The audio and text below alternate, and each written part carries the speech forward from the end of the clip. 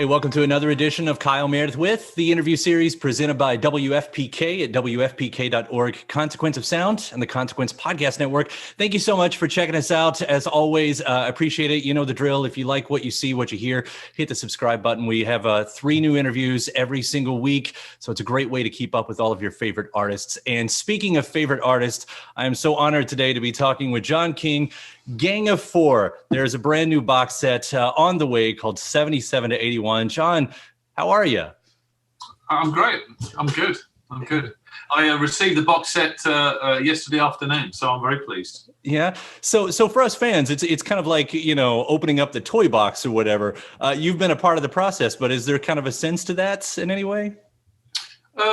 It's been a long process because it, as it is described in there's a book inside the box set, 100-page book, and it describes how a friend of ours got in touch about 3 years ago and said, "Oh, by the way, your old contract with Warner Brothers runs out. You know, it could run out in a couple of years if you want it to, because the American Congress has passed this very enlightened law. It's really good.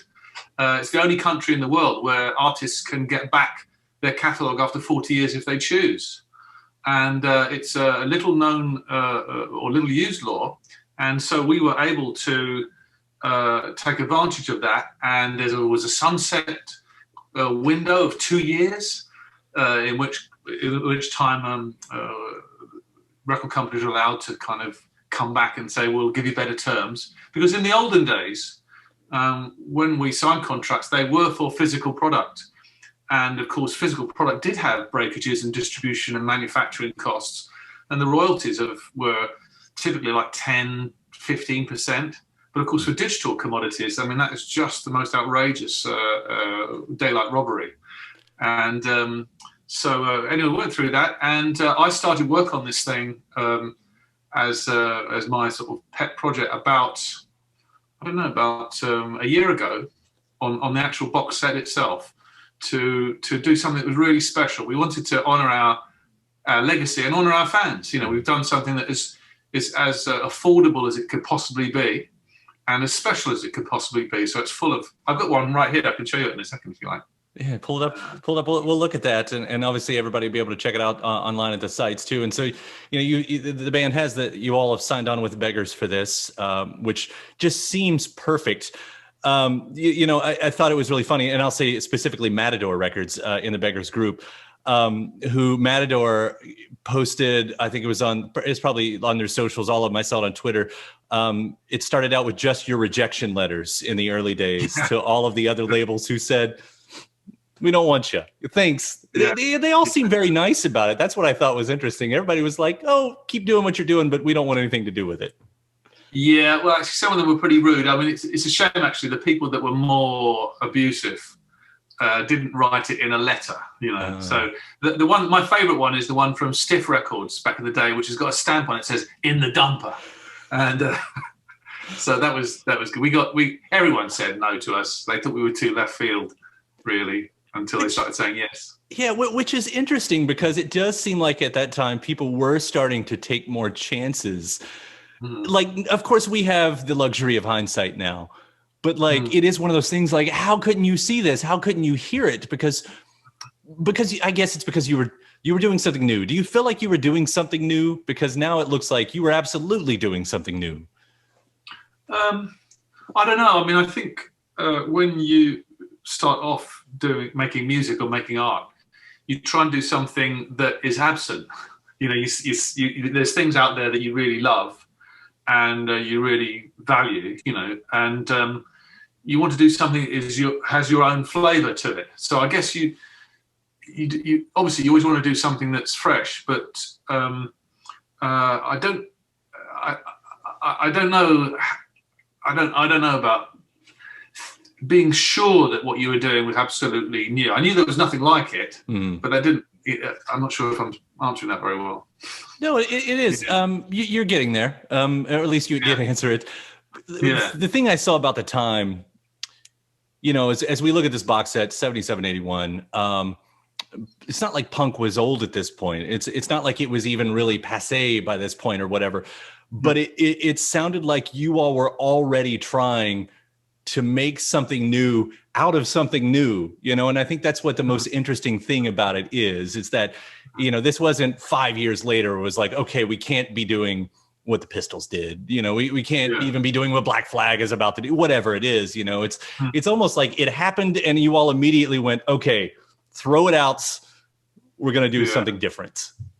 Yeah. I think something that, you know, we, Andy and me loved was guitar music. You know, Hendrix was a god, you know, to us. And, you know, the day he died, we wore black armbands to school, you know, that kind of thing. And of course, funk music, you know, so we liked the British sort of angular music. And I think something that wasn't around in punk rock was, I think, that danceability side to it, the funk side to it. It didn't surprise me that the Chili Peppers, you know, when we first bumped into them, you know, were huge fans of ours, and it became to be called, I think, punk funk. You know, so that combination wasn't around, and we love dancing and we love funk music, but we also like really, really loud guitar music. And you know, I love the Ramones. I mean, you know, I saw the Ramones so many times. I just loved them, you know, and I adore what they did. And I think we all particularly liked American music more than British music. So it was more that New York type flavor of punk, you know, the Television, Talking Heads, end of things, rather than, say, the Sex Pistols, you know. Right. Yeah. So it's kind of arrives at that. I look at hip hop too, because it would be a few more years till hip hop really got in the mainstream attention. So I don't even know if you were aware of it when you guys first started, because it was such an infancy. I mean, it was a neighborhood sound more than anything in the New York boroughs. But it's interesting to hear what you all were doing and think it wasn't so different from what they were doing with hip hop. And you're talking about danceability with a message. Did you hear yourself? I mean, whenever you became hip to rap, did you hear what you all were doing in that? Yeah, I mean, I was a big fan at the time of Public Enemy.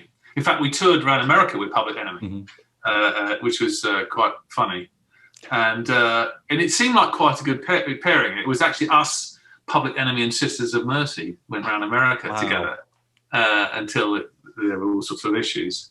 But I really liked what they were doing. I respected that a lot because it was introducing stories about real life, you know. And there's nothing wrong with fantasy life and nothing wrong with stories about fantasy life, but to say something about what it was like to be alive was really, really exciting. And I mean, like at the moment, you know, the thing that I feel very flattered by is Run the Jewels, riffing off of some of the things that we did, and because I really think they're a tremendous bunch.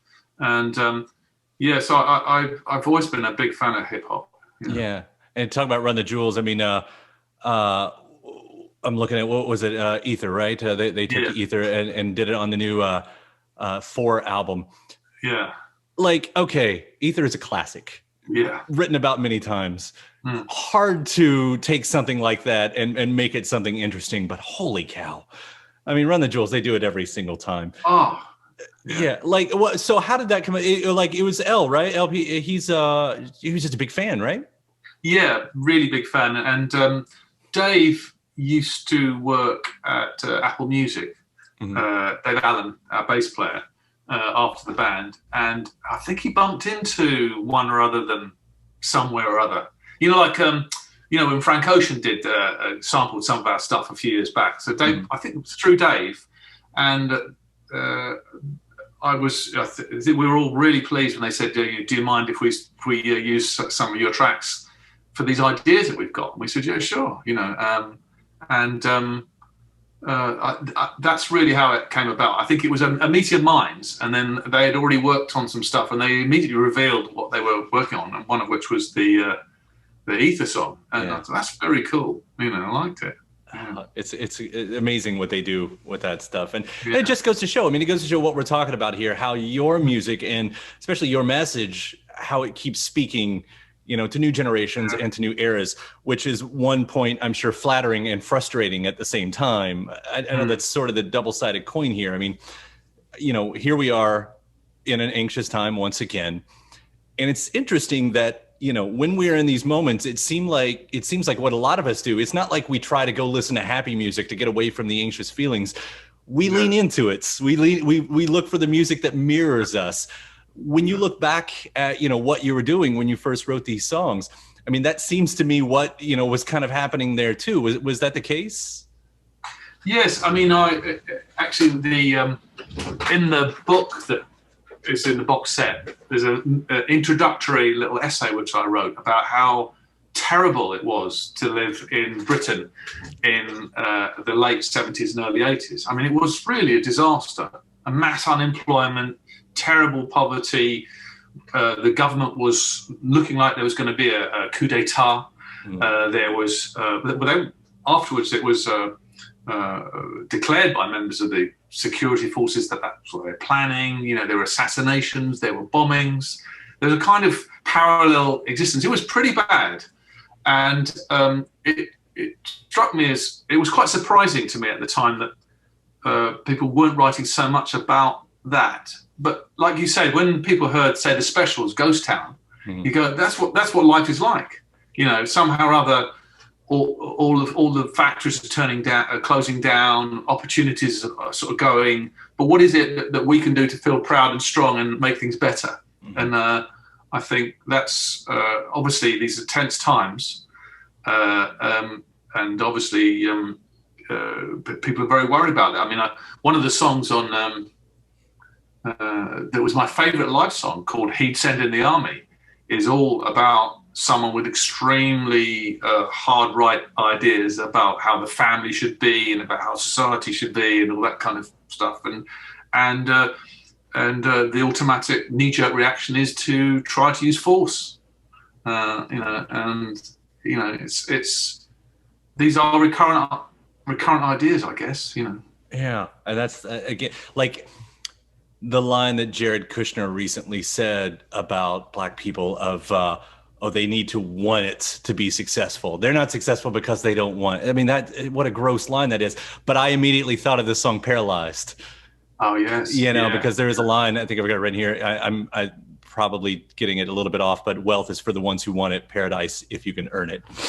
So here we are once again. I mean, and it's an obvious question, but I'm sure when you look out, you still see the things that you're singing about 40 years ago. Yeah. Yeah, I mean, there used to be a sort of cliche that was said about people's political points of view. It was that if you're not a socialist when you're young, you haven't got a heart, and if you're not a conservative when you're old, you haven't got a brain. Right. Well, actually, that's I still feel that we have an obligation to help each other and to do the right thing by each other, and that people don't succeed just because of their benefits. We don't really. Certainly in the United States and the United Kingdom, which are quite similar, we don't have a meritocracy. We have something much closer to an oligarchy, where privileged people have huge advantages over others. Of course, what COVID has shown, the people who are suffering the most from it are people who have poor healthcare and poor living standards and terrible jobs. They're the ones who are overwhelmingly getting the condition the worst and dying the most. So it's as we jump back and forth on the timeline here too, what we're talking about now versus what was happening, especially in the late 70s.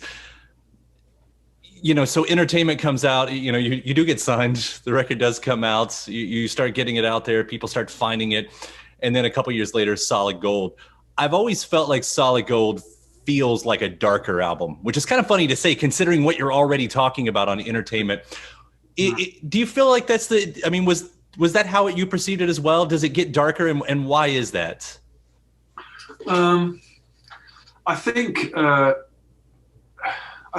know what you're saying. I mean, some of the songs on there, like What We'll Want, which is I think is one of my favorite tracks, and Paralyzed, of course, is on there, and there were we'd worked with then with Jimmy Douglas, who was an amazing producer. Who worked with Slave and a lot of really big American AOR acts as well. I mean, but he brought an edge to it, and he I think he really seriously encouraged me personally anyway to think about my lyrics and to really go even further. I mean, I think there's more. It's a more emotional record than the first one. If I'm responding to you, right? I think the first one, when I was writing the words for that, I was often writing in the third person, and the second album is much more has more feeling in it.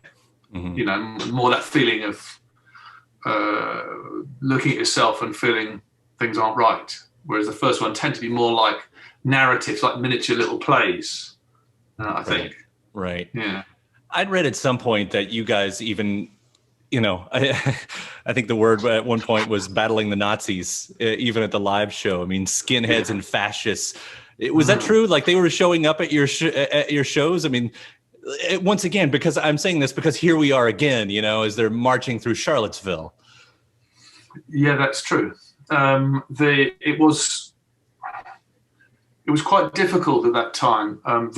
We were one of the founder members of the Anti-Nazi League in Britain, and it was a massive movement. I mean, we're just one of 40 acts, and the great privilege of putting the book together in the box set has been to sort of get all the things that we were up to. There's loads of photographs on the back of trucks on these Anti-Nazi League demonstrations, and we toured with. Typically there was a punk rock band, a band like us, or by our sort of flavour, a bit left field, and then there'd be a reggae band, you know. So we toured the UK with Misty and Roots, who were a really big reggae band then. And that was the idea of sort of solidarity through music. And it was quite dangerous at times. Yeah, things got quite hairy. And it was quite a thing. Yeah. Yeah. And again, I mean, I hate to keep repeating myself, but it is just incredible that, you know, these people still exist, you know, and here we are. And it just, I don't know. It's very difficult, I think, to sort of, I suppose, to underplay the sense of resentment of people who felt they had, I know people talk about entitlement and privilege and the like, but when people think that their expectations of a sort of, I suppose, an automatic pass to social superiority is being chipped away, and react very, very aggressively towards that. And it's not just right now, but or 40 years ago, it was 40 years before that. Right. There's a marvelous photograph which I can put in the book of the rally in Madison Square Gardens in 1939 of 20,000 Nazis surrounded by a massive image of George Washington, who they claimed was the world's first fascist, which of course he wasn't. But it's quite a sort of a really shocking image. I use it to illustrate that song "History's Bunk," which was the B-side of one of the singles.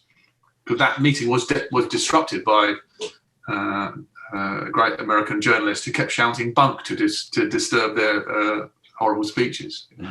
I just learned about that rally for the first time recently. I think I just saw that picture, and it is one of those like, oh God moments, you know, like, oh, it's incredible, isn't it? It's astounding. And Madison Square got absolutely sold out, and it's a shocking image. Right. I want to hit on some of the box set too, some of the new parts of it, because again, you do have entertainment, you do have Solid Gold. There's a whole lot of B-sides and demos on here. There's also a live show, and that's live at the American Indian Center, 1980.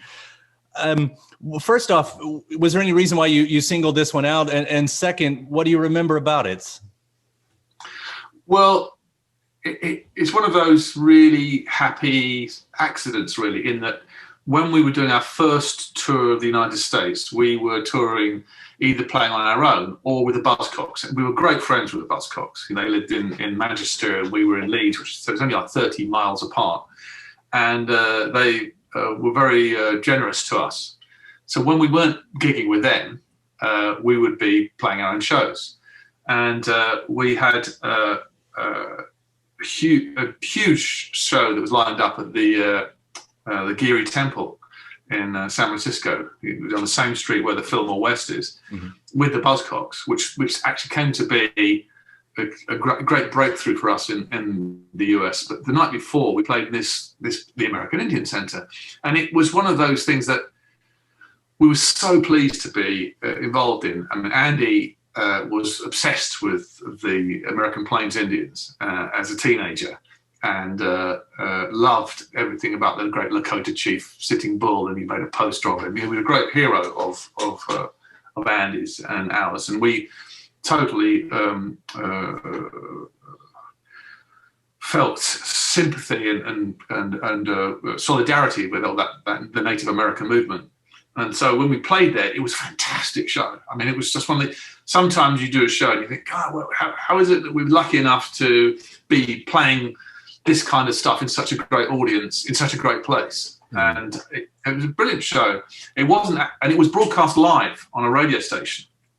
It wasn't until a few years later that some bootlegs started emerging, and it turned out that a desk recording had been made of the show, and it had been one of these things that passed around like a sort of samizdat tape. So we thought this was fabulous, and I thought it had gone away. And then during the research for it, we found out that these tapes still existed, and we got in touch with him and said, "Hey, well, let's put this out." And he was so pleased to share these things. Obviously, I guess he sort of shouldn't have done it in the first place, but I mean, you know, who cares, you know? And so no, it really is significant to us. And it was 1980, so what we wanted to show, the work that was the most exciting and thrilling was on those first two albums and those shows. We played all the time. We played every night we possibly could, and we got quite good by the time we ended up on the West Coast. And it's just that sort of, it was like, I remember when I first saw a Washington Go-Go concert, go-go music, and you know how you have sort of two drum kits, and no one actually ever stops. It just goes on and on and on and on and on. And that's what we wanted to be like. We wanted it to be like a train, you know, just racing along and never stop, never pausing really for breath. Just as, you know. Well, I'll say, you know, prepping for this interview and everything, I went back and I was watching a lot of old live stuff. And, you know, there's not always a connection when you're watching something on YouTube or whatever. I completely had that connection with, I mean, what you all were doing was so exciting, watching every single one of you all. I mean, it's like, it sort of is mesmerizing and mind blowing too.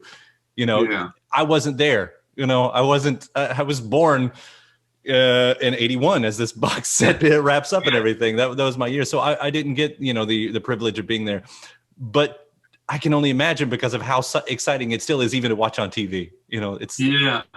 No, it was such a thrill, and I mean, I mentioned I think it was, I'm not sure the night after or two nights after when we played the Geary Temple. I mean, it was the most sleazy, falling apart, ruinous building. It was a great place to do a show in, and it was steamingly hot. But you know, when we went on, I think it was like 110 degrees on stage, something like that. It was really, really, really hot. I think it was 90 degrees outside the theatre, so we had lights and stuff. And we went on, and it was just like the most. You're in the middle of a sort of a great sort of blitz of emotion and feeling, and it was just like you're part of a juggernaut. And I lost, I think it was about 4 pounds in an hour and a quarter of weight. We're lying down with my head in that great bucket of ice, and it was all steam coming off from the melting ice from my head. But it was a great thrill, you know, and that was what we focused on. Was never ever like you had your foot on the gas and you were just going to go on. Yeah. And it is amazing. I want to quickly ask as we wrap up here about, you know, what else we have to look forward to. I know in the past, I read you've done some music work for the Netflix show 13 Reasons Why, which of course you've done, you know, some TV work through the years. Yeah. You got more of that on the way? Is that still? Well, every now and again, some, you we get asked if our music can be used on a movie or a TV series or something like that, and but not writing specifically for things. I think it's looking at the catalogue and saying, I see, we'd like to use it for something or other. And sometimes it's just a fantastic thrill. To have anthrax used on the Manchurian Candidate was a great thing, or Natural's Not in It on Marie Antionette. That sort of thing is really great, because it's I like thinking Sofia Coppola's thing. It was like trying to have some mutant view about history, and that was quite a thrill, I think. Yeah. Mutant view of history. There's some kind of headline somewhere in that, some kind of title that goes around that. Your view of history is important, and I'll wrap that back around again with this Gang of Four box set, 77 to 81.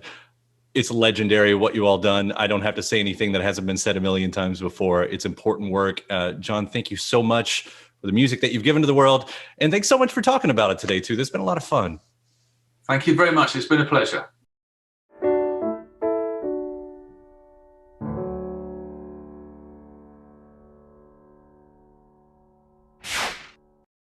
Here it is, by the way. Oh yeah. Give us a It comes in a. That's just a cardboard box. And then weighs 3.5 kilos, 8 pounds. I believe it when I saw the picture. Pull it out and there's a sort of reveal. Yeah, that's beautiful. And then there's all of this thing. The cover of that, that's the four winds of the Native American movement flag. Oh, cool! Yeah, I wouldn't have known that. Yeah, and then there's a red cassette. An actual C60 cassette. I have my backdrop used to. Like, I was shooting in my closet. My backdrop was all of my cassettes before this, so I'm actually looking forward to that. Hearing that. And here's the book. And it's full of amazing stuff. Actually, you talked about, obviously we're not doing that, but look at there's that photograph. Oh, right. That's from the Madison Square Gardens, and I can show you.